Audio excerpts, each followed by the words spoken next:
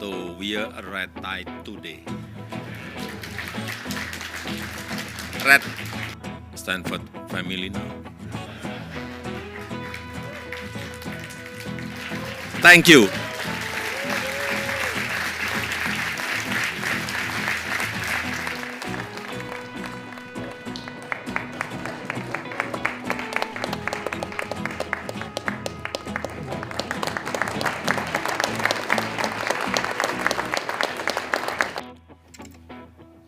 Dr. Arun Majumdar, keluarga besar Stanford University, hadirin sekalian, hello, good afternoon everyone. Go Cardinal.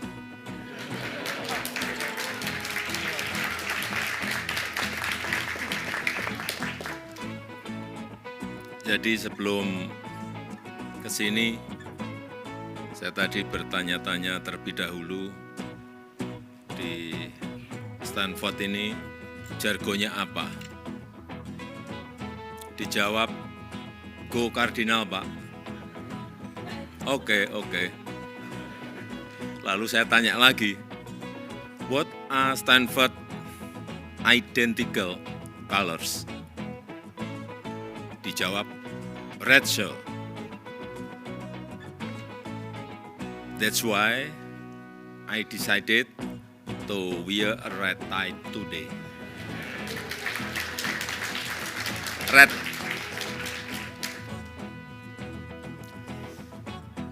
Do I look like a member of Stanford family now?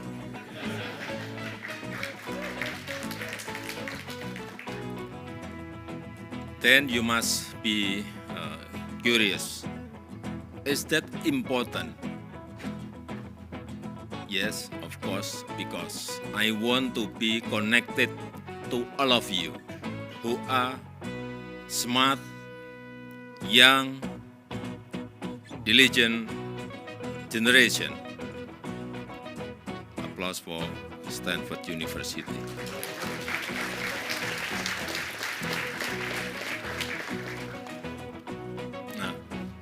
Itulah pentingnya terkoneksi sesama manusia.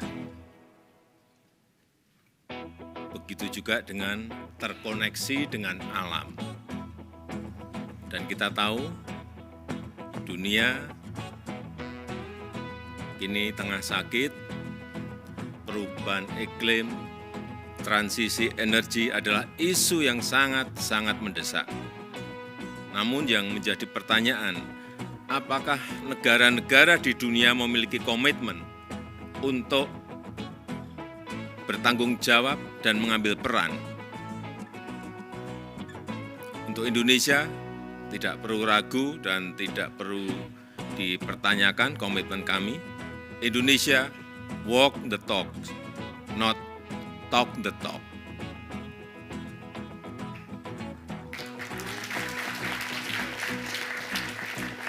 Indonesia telah menurunkan emisi 91,5 juta ton. Dan di tahun 2022, supaya Bapak Ibu tahu, laju deforestasi bisa ditekan sampai 104.000 hektar. Kemudian kawasan hutan juga direhabilitasi seluas 77.000 hektar.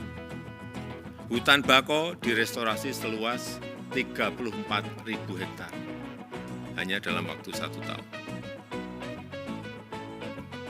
Namun, ini saya sampaikan di mana-mana setiap ketemu yang namanya investor, baik Indonesia maupun negara berkembang lainnya, mengenai pendanaan dan transfer teknologi. Ini selalu menjadi tantangan besar. Karena memang kita butuh investasi yang sangat besar, serta transfer teknologi dan kolaborasi.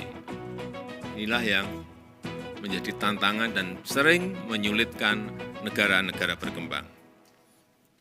Karena itu Indonesia ingin memastikan bahwa transisi energi juga menghasilkan energi yang bisa terjangkau oleh rakyat, bisa terjangkau oleh masyarakat. Namun kita tahu semuanya sampai saat ini, yang namanya pendanaan iklim masih business as usual. Masih seperti commercial banks. Padahal seharusnya lebih konstruktif, bukan dalam bentuk hutang yang hanya akan menambah beban negara-negara miskin maupun negara-negara berkembang.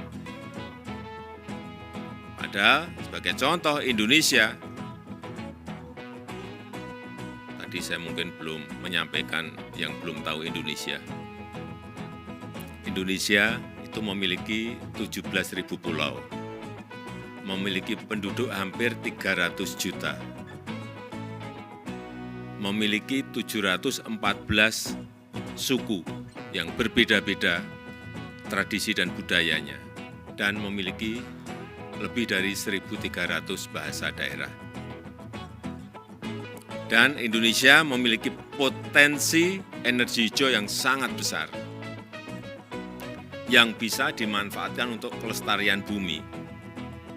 Potensinya mencapai 3.600 gigawatt dari energi matahari, air dari sungai karena kita memiliki 4.400 sungai, kemudian angin, kemudian geothermal, ombak, dan energi bio.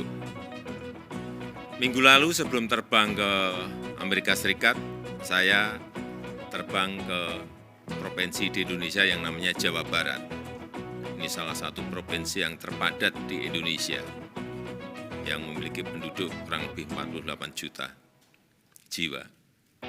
Untuk meresmikan pembangkit listrik tenaga surya terapung di waduk yang namanya Cirata.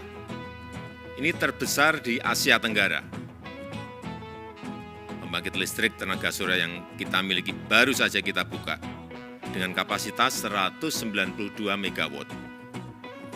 Dan tidak berhenti di situ saja, kita juga akan membangun seperti ini di kota-kota yang lain, termasuk di ibu kota baru Nusantara.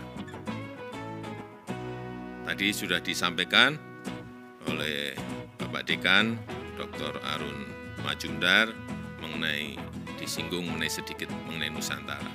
Ya, Nusantara ini adalah ibu kota kami yang baru. Sebuah kota pintar berbasis hutan, 70% areanya hijau, area hutan, dan kita nanti akan menggunakan juga energi hijau dari matahari dan dari hidro, dan supaya saudara-saudara tahu bahwa yang pertama kali kita bangun saat akan membangun ibu kota Nusantara ini adalah membangun Nursery Center, membangun Botanical Center yang berkapasitas 15 juta bibit pohon per tahunnya, 15 juta bibit pohon per tahunnya. Yang itu nanti akan kita tanam setiap tahunnya di ibu kota Nusantara dan di Pulau Kalimantan.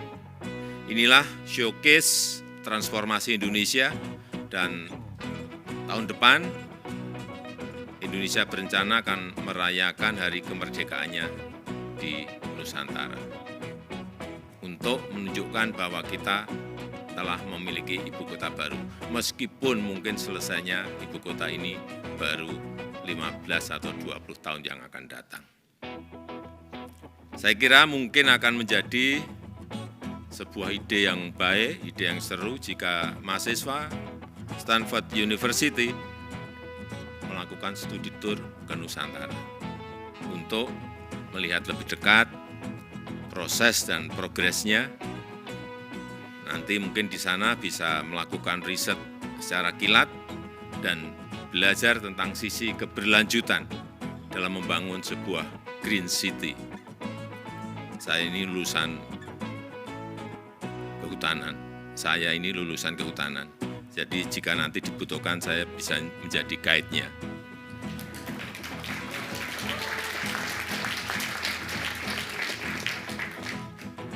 ada yang tertarik, silahkan tunjuk jari. Karena saya memang sudah mendengar bahwa Stanford University akan membangun kemitraan dengan otoritas Ibu Kota Nusantara di bidang pengembangan penelitian dan inovasi yang berkelanjutan. Dan dalam menghadapi dampak perubahan iklim yang semakin mengancam saat ini, kolaborasi ini sangat penting. Kolaborasi sangat penting dan langkah strategis konkret sangat dibutuhkan. Tanpa itu tidak mungkin bagi kita untuk menjamin keberlanjutan dan satu-satunya bumi yang kita cintai ini. We can no longer take an easier walk. We can no longer take a slowly walk. We must run fast. We must fear the tree. Thank you.